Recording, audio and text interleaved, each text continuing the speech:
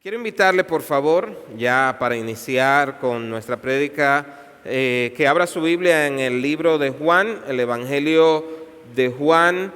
Vamos al capítulo 1. Hoy es la tercera parte de la serie de predicación que hemos titulado Encontrándonos con Jesús. Y en la primera prédica establecimos que cada uno puede tener su propia idea sobre Jesús. Cuando Jesús le preguntó a los discípulos, ¿quiénes dicen la multitud que soy yo? Algunos dijeron Jeremías, otros dijeron Elías, algunos dijeron Juan, algunos de los profetas. Y eso es lo que queremos hoy, traer todas estas ideas y ver qué realmente enseña la Biblia de lo que es Jesús. ¿Quién es Jesús? No es la idea propia mía, sino qué enseña la Escritura que es Jesús. Independientemente de la idea que puedas tener acerca de Él, la fuente precisa para conocer a Jesús es la Biblia. Y ese es el propósito de la serie, poder volver a encontrarnos con el Jesús de las Escrituras. Y en la segunda prédica, el domingo pasado, el pastor Álvaro expuso ampliamente que Jesús es el pan de vida, el único que puede satisfacer nuestra hambre espiritual. Y el día de hoy veremos que Jesús es el Verbo encarnado que habitó entre nosotros. Así que vamos a leer Juan capítulo 1, vamos a leer los primeros 3 versículos y luego leeremos el versículo 14. Dice: en el principio existía el Verbo, y el Verbo estaba con Dios, y el Verbo era Dios. Él estaba en el principio con Dios. Todas las cosas fueron hechas por medio de Él, y sin Él nada de lo que ha sido hecho fue hecho. Versículo 14. Y el Verbo se hizo carne y habitó entre nosotros, y vimos su gloria, gloria como del unigénito del Padre, lleno de gracia y de verdad. Vamos a orar. Señor, en esta mañana, gracias te damos por Jesucristo, el Verbo encarnado. Señor, necesitamos volver a encontrarnos con el Jesús de las Escrituras. Necesitamos, Señor, conocerte más para poder vivir más como tú nos mandas. Por eso te pido, háblanos por medio de estas palabras. Te lo pedimos en el nombre de Jesús. Amén. Amén. Mientras preparaba este tema, una pregunta que me daba vuelta en la mente era: ¿por qué hablar de Jesús? Ya la gente ha oído tantos sermones acerca de Él, ha leído tanto sobre Él, habla tanto sobre Él. Y no es para menos, ya que como cristianos precisamente llevamos el nombre de Cristo, ¿verdad? Eso significa que Él es nuestra identidad.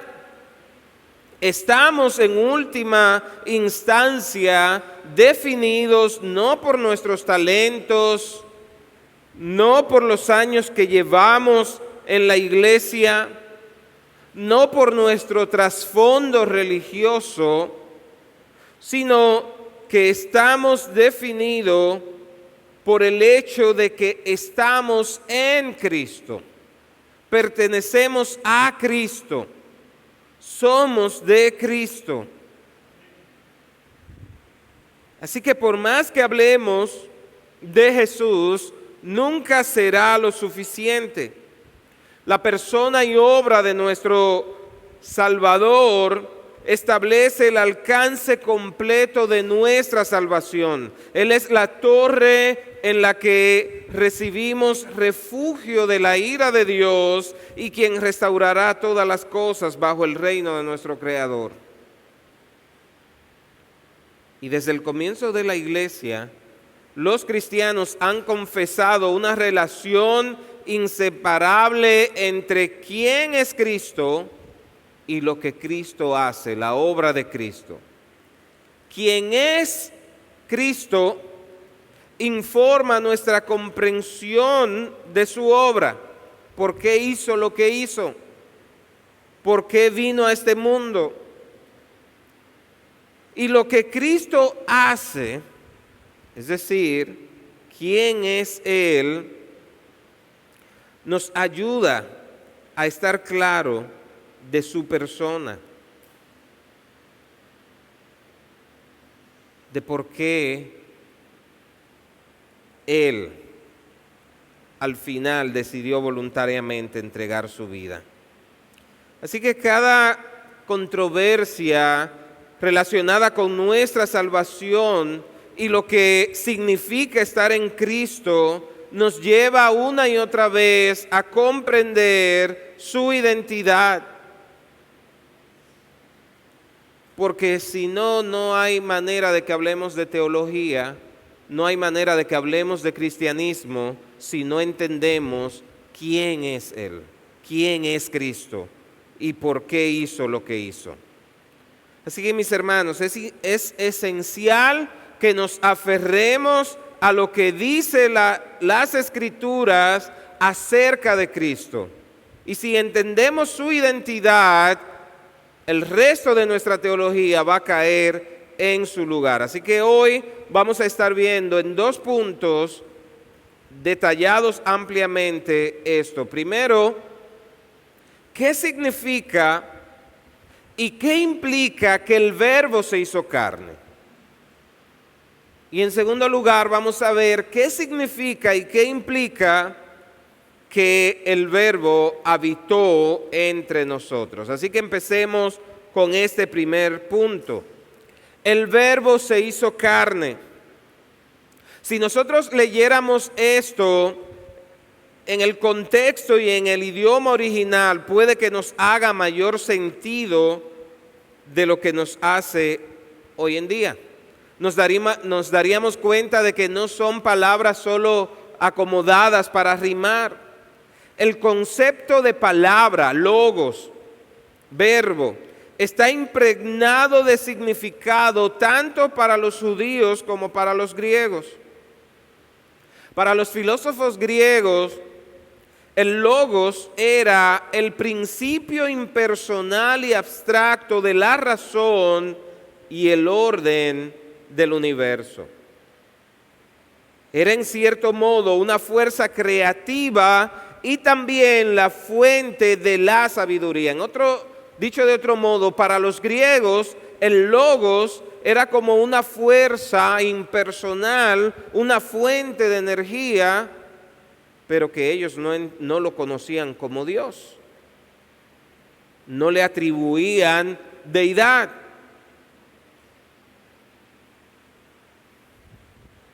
A los griegos, entonces, Juan presentó a Jesús como la personificación y encarnación de ese logos que ellos creían como una fuerza.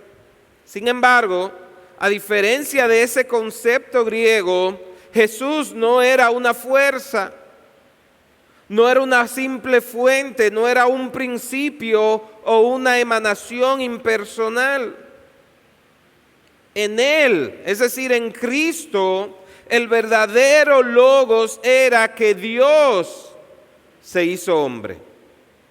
Y eso era un concepto ajeno a los griegos. Ahora, este logos, la palabra, el verbo hecho carne, también fue un asunto importante, no solo para los griegos, sino para los judíos del Antiguo Testamento. La palabra del Señor era la expresión del poder y sabiduría divinos.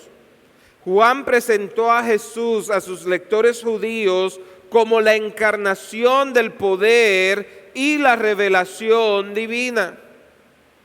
Por eso dice, en el principio era el verbo, o en el principio existía el verbo, como dice las Américas, y el verbo era con Dios, y el verbo era Dios.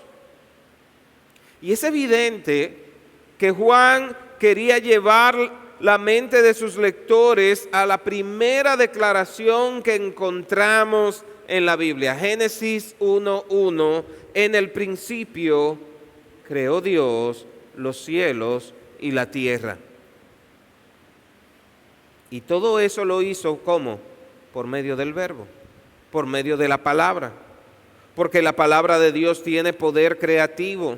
Dice David en el Salmo 33:6, que por la palabra de Jehová fueron hechos los cielos y todo el ejército de ellos por el aliento de su boca. Y en Hebreos 4:12 nos dice que la palabra de Dios es viva y eficaz. Así que si el mundo existe por la palabra de Dios, entonces la creación no es otra cosa que una revelación de Dios.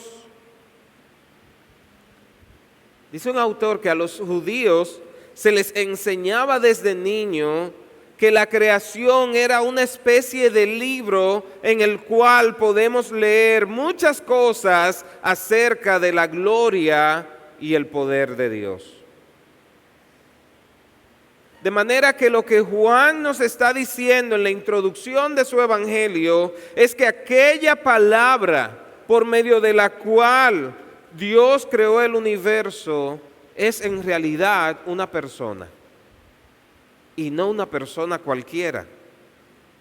Ese verbo que en el principio estaba con Dios, en perfecta comunión con Él, ese verbo era Dios. Cuando todo vino a la existencia, el verbo ya estaba allí, en perfecta comunión con su Padre, actuando como el agente todopoderoso por el cual todas las cosas vinieron a ser. Y fue ese verbo el que se hizo carne. Ahora, yo quiero, mis hermanos, que no valoremos poco esta declaración, porque esta es una declaración realmente seria y profunda. Es la esencia del cristianismo.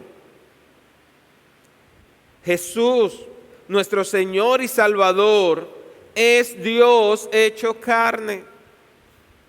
Y si no entendemos este concepto, no vamos a entender quién es Jesús. Sin esta realidad, nuestra fe fuera vana. No tendríamos ninguna esperanza. Lo que decimos creer sería un conjunto de doctrinas vacías. Pero si decimos que somos salvos, que en Cristo hemos sido justificados, perdonados, santificados, y que un día vamos a ser glorificados, es porque el Verbo se hizo carne y habitó entre nosotros. Si quitamos eso, no habría ningún sentido. Noten que Juan no dice simplemente que se hizo hombre. Como bien señala el pastor Sugel Michelén, usando el lenguaje más crudo posible, Juan quiere que nosotros entendamos que el Hijo de Dios vino a ser parte de la raza humana, haciéndose como uno de nosotros en todo lo que eso implica. Durante 9 meses, Jesús estuvo en el vientre de su madre María, siendo alimentado mediante el cordón umbilical, desarrollándose como niño en ese ambiente de su placenta materna, exactamente como sucedió contigo y conmigo. Ese verbo, sin el cual nada de lo que ha sido hecho fue hecho, decidió venir al mundo como una criatura dependiente de una joven virgen en Israel. Y cuando finalmente fue dado a luz, no vino como con una aureola alrededor de su cabeza, como se presenta en las pinturas. Era un niño común y corriente. Jesús lloraba como cualquier otro niño. Tuvo que ser alimentado con leche materna. Hubo que enseñarle a caminar, a hablar, a leer y a escribir. Dice Lucas 2:52 que Jesús crecía en sabiduría y en estatura y en gracia para con Dios y los hombres. Como dijo alguien, aquel que habló y trajo el universo a la existencia tuvo que aprender el alfabeto hebreo y tal vez el arameo. Tuvo que aprender a decir papá y mamá como cualquiera de nuestros hijos. ¿Y por qué es importante entender esto? Lo vamos a ver en un momento. Si queremos un Salvador que nos comprenda y que interceda por nosotros, tenía que ser uno como nosotros. Jesús tuvo que crecer en el entendimiento de las Escrituras hasta que poco a poco comenzó a darse cuenta de que lo que estaba escrito en la ley y en los profetas y en el libro de los Salmos en realidad hablaba de su propia vida, de su muerte en la cruz, de su resurrección. Así que mis hermanos, Jesús es el Verbo que se hizo carne, que habitó entre nosotros. ¿Y sabe cuál es la buena noticia de esto? Que tal como dice Hebreos capítulo 4, versículo 15, no tenemos un sumo sacerdote que no pueda compadecerse de nuestras flaquezas, sino uno que ha sido tentado en todo como nosotros, pero sin pecado. Que el Verbo se hizo carne, hizo posible que tengamos un intercesor, un mediador entre Dios y los hombres. Un sumo sacerdote que comprende nuestra circunstancia. Ahora bien, como dice en el Catecismo de la Nueva Ciudad, los seres humanos somos tan pecaminosos y hemos estado en esta condición caída por tanto tiempo que realmente pensamos que somos la medida de lo que significa ser humanos. Es sorprendente. Decimos cosas como errar es humano. E inconscientemente comenzamos a definir la humanidad en términos de nuestra condición caída, en términos de nuestra falta de plenitud. Pero si defines a la humanidad de esa manera, surge una pregunta: ¿qué haces con Jesús? ¿Qué haces con el Verbo encarnado que toma nuestra humanidad y sin embargo, como nos dice la Biblia, no peca? ¿Sabe cuál es la respuesta? Lo que vemos en Jesús es la verdadera humanidad. Es el estándar. No es la condición caída de nosotros. Dios no nos creó en esta condición caída. Lo que vemos en su encarnación, sus primeros años y su ministerio es el verdadero diseño de la humanidad, aquello para lo que Adán fue creado, pero que no pudo cumplir. Lo arruinó por el pecado. Y así como nos enseña Romanos 5, el primer Adán pecó y a través de su pecado la muerte entró al mundo. Pero estaba anunciado que vendría un segundo Adán, un verdadero Adán, Cristo, el verdadero hombre. Así que mis hermanos, lo que Cristo hace en su humanidad es asombroso. En su humanidad, Jesús le ofreció a Dios todo lo que le debíamos. En su humanidad, en su perfecta obediencia a los mandamientos, Él le ofrece a Dios la obediencia que nosotros le negamos y que no podemos darle debido a nuestra naturaleza caída y pecaminosa. Es absolutamente esencial que lo veamos en Cristo, que lo que veamos en Cristo sea una justicia perfecta, porque lo que Él ha provisto para nosotros es esa justicia. Toda la justicia que necesitamos que se encuentre en el Hijo de Dios, quien tomó sobre sí nuestra carne, nuestra semejanza, nuestra naturaleza humana. Y Él no solo provee justicia, sino que en la cruz nuestro Salvador murió y pagó el precio que la humanidad debía. Esto lo repetimos muchas veces. Él murió en nuestro lugar. Y necesitamos entender el significado profundo de esto. Así que mis hermanos, literalmente, Dios hecho carne, Jesús tomó nuestro lugar, llevó sobre sí el peso de nuestra maldad. Y eso fue posible, ¿sabes por qué? Porque el Verbo se hizo carne. Ahora, no solo debemos esa justicia a Dios, sino que al no haber provisto esa justicia, y esto va a sonar duro, le debemos nuestra propia vida. ¿Sabe por qué? Porque la paga del pecado es muerte. Lo que hay contra el pecador es un acta de condenación que dice, eres culpable. Y la sentencia es muerte.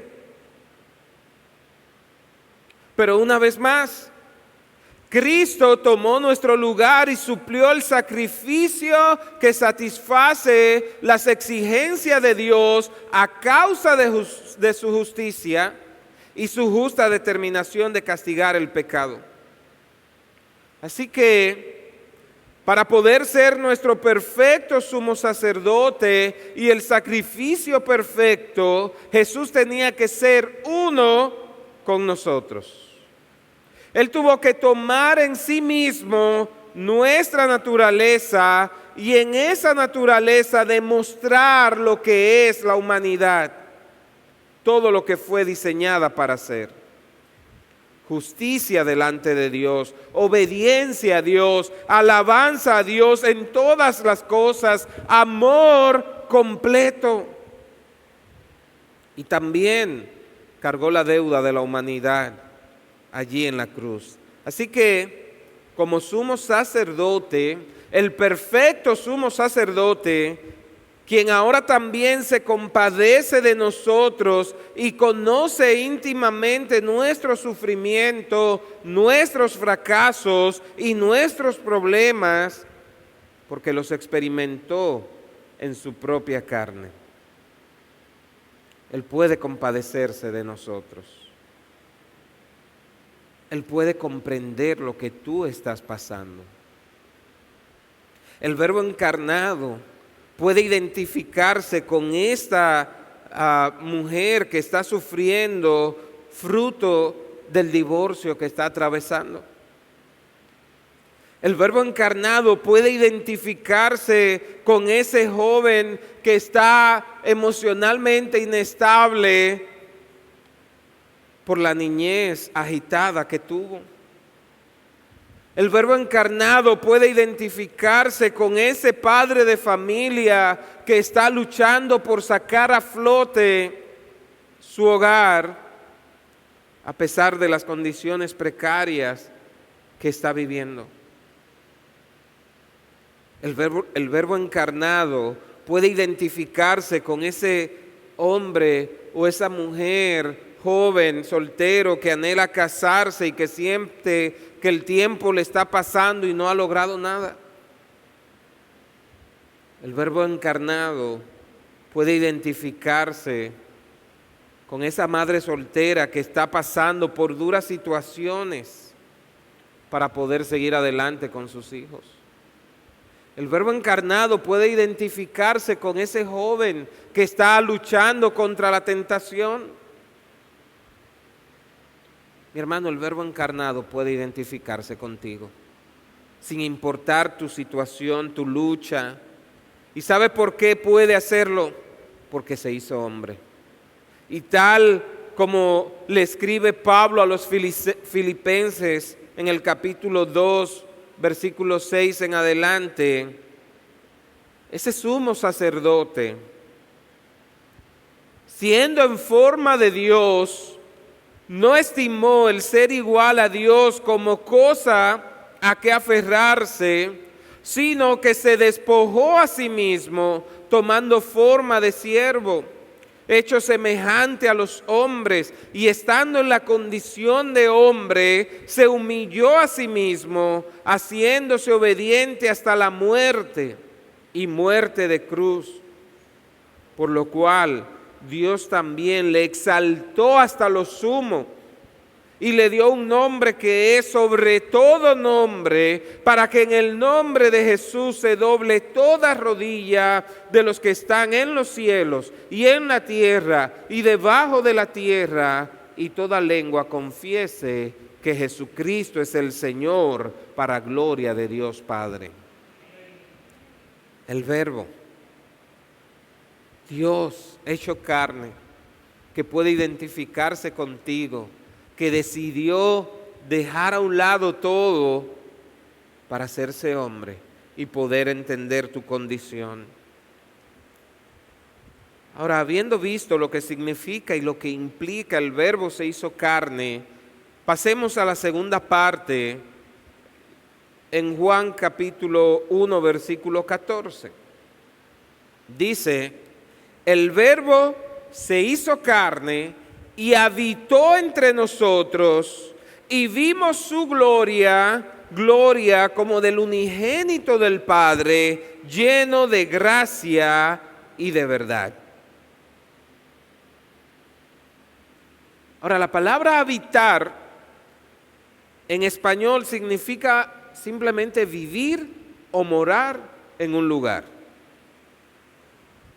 Y esto significa que cuando leemos en nuestras versiones de la Biblia que el Verbo habitó entre nosotros, podemos asumir que lo que Juan está diciendo es que Él cambió de una morada a otra. Vino del cielo a vivir a la tierra. Y aunque esa idea es una idea sobrecogedora, el Dios del universo deja su morada en el cielo para venir a vivir a la tierra,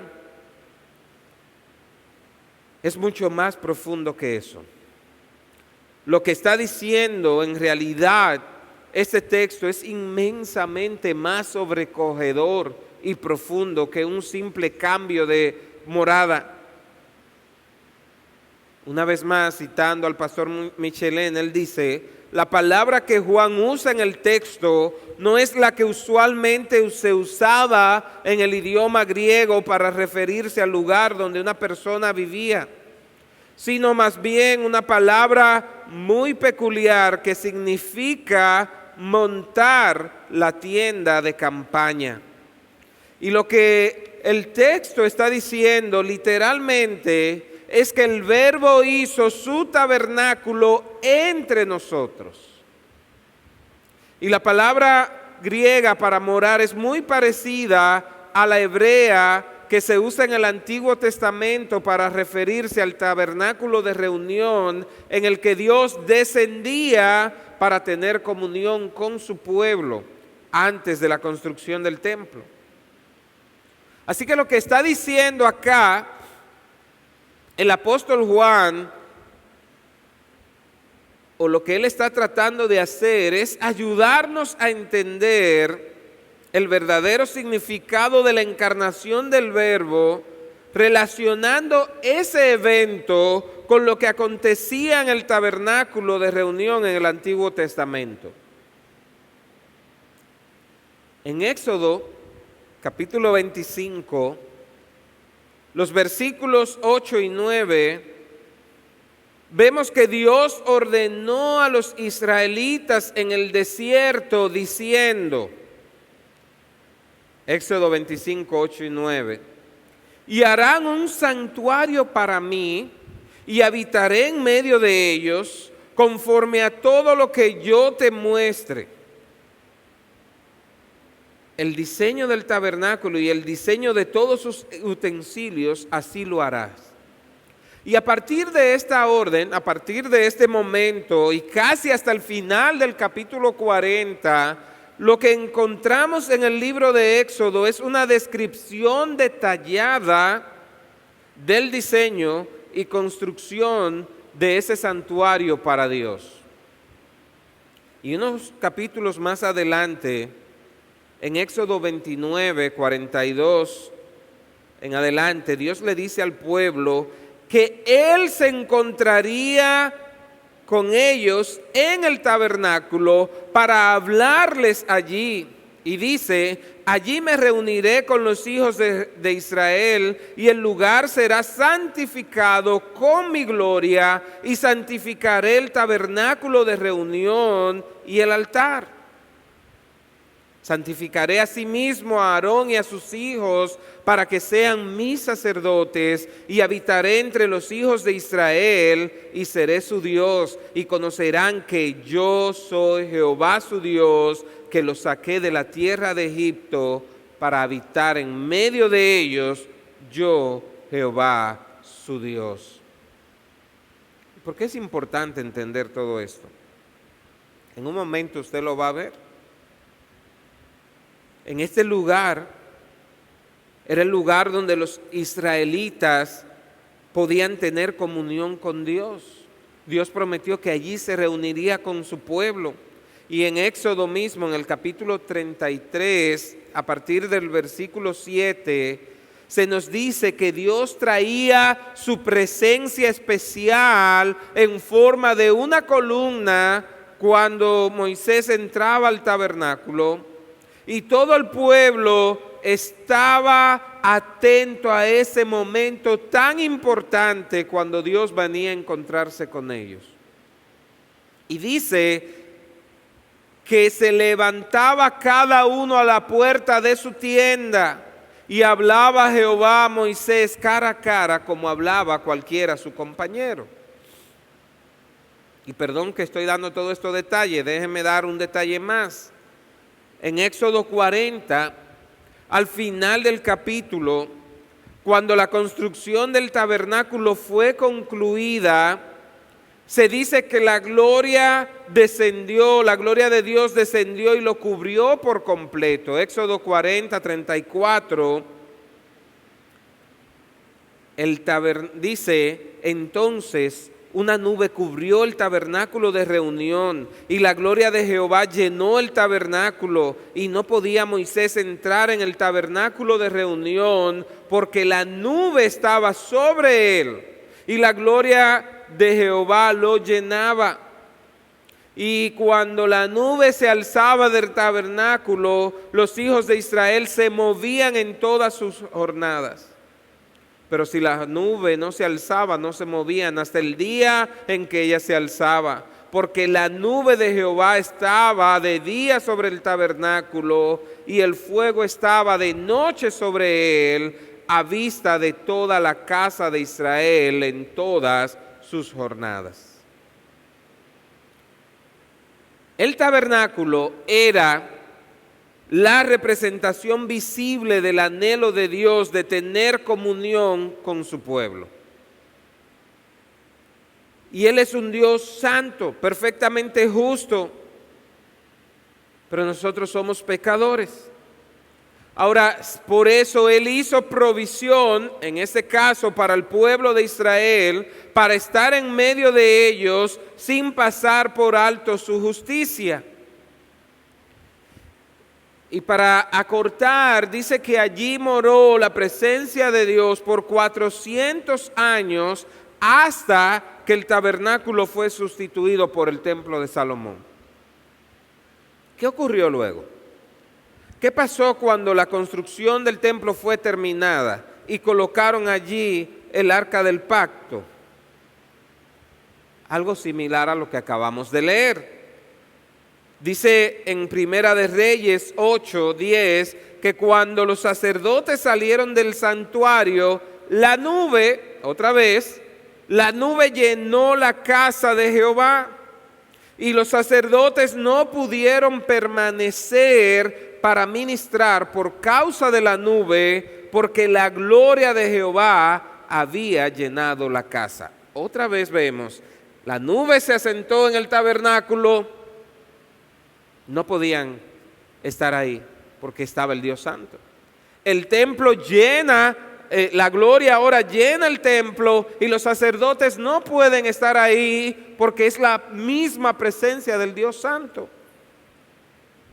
La gloria del Señor llenó la casa y allí continuó Dios manifestando su presencia especial en medio de su pueblo por cientos de años, hasta que Dios entregó el pueblo de Israel en manos de los babilonios por causa de los pecados, alrededor del año 600 a.C. Ahora, en el capítulo 36 de Segunda de Crónica, encontramos el relato de estos eventos históricos, y yo le invito a que lo lea después. Pero el profeta Ezequiel nos da una explicación teológica de lo que ocurrió durante la cautividad en Babilonia. En el capítulo 8, Dios le muestra a Ezequiel en una visión los pecados horribles que se estaban cometiendo en el mismo templo de Salomón. Mis hermanos, el pecado en el pueblo de Israel había llegado a ser tan fuerte que se atrevieron a entrar ídolos al mismo templo de Dios, violando el primer mandamiento a un nivel increíble. Y por eso luego, en el capítulo 10, se le muestra a Ezequiel que la gloria del Señor abandonó el templo, se apartó del pueblo de Israel. Y para ya terminar el punto histórico, la ciudad de Jerusalén fue destruida por los babilonios, juntamente con el templo, y por otros 600 años el pueblo de Israel no volvió a tener la bendición de disfrutar de la gloria de Dios morando en medio de ellos. Y aquí llega la conexión. Hasta que ocurrió la primera Navidad. El Verbo se hizo carne y puso su tabernáculo entre nosotros. Y mire lo que dice en Juan 1:14 donde leímos. Y vimos su gloria. Gloria como el unigénito del Padre. Dice Juan, tal como sucedió en el tabernáculo y en el templo en el Antiguo Testamento, ese es el verdadero significado de la encarnación de Cristo. El Dios de gloria se hizo presente en medio de su pueblo. Ya no en una nube, ya no en una columna, ya no en un tabernáculo hecho por mano de hombre, sino que ahora Él vino a manifestar su gloria y a habitar en medio de nosotros por medio de Jesucristo. Gloria sean dadas al Señor. Nuestro Señor Jesucristo no es una manifestación adicional de la gloria de Dios, sino que Él es el resplandor de esa gloria, como dice Hebreos capítulo 1, versículo 3. Él es el lugar de reunión donde ahora los hombres se encuentran con Dios. Él es el altar donde nuestros pecados son expiados para que nosotros podamos disfrutar de una plena comunión con Dios, ese Dios 3 veces santo. De hecho, Él es la más plena revelación de Dios. Como sigue diciendo Juan en el capítulo 1 donde leímos, versículo 17, pues la ley por medio de Moisés fue dada, pero la gracia y la verdad vinieron por medio de Jesucristo. A Dios nadie le vio jamás. El unigénito Hijo que está en el seno del Padre, Él le ha dado a conocer. Así que mis hermanos, nadie puede conocer a Dios sino a través de Jesucristo. Él es la revelación completa y definitiva de Dios y el único intermediario por medio del cual podemos acercarnos a Él. Yo soy el camino y la verdad y la vida, dijo Él. Nadie viene al Padre sino por mí. Seguramente fue fascinante para los judíos en el Antiguo Testamento ver a Dios aparecer en el tabernáculo y en el templo. Piénselo por un momento. Usted ver descender esa nube, usted estar a expectativa de lo que significa tener a Dios ahí, esa presencia visible en forma de nube. Sin embargo, a pesar de lo asombroso que es eso, no hay comparación alguna con la gloria de Dios manifestada en Jesús. Él es el unigénito del Padre, el Hijo incomparable, el único en su clase. Él y nada más que Él es Dios encarnado. El creador y sustentador del universo, el que por amor a nosotros se hizo hombre para sustituirnos en la cruz del Calvario. Así que no, mis hermanos, no es lo mismo contemplar una columna de nube y de fuego que contemplar a Jesús.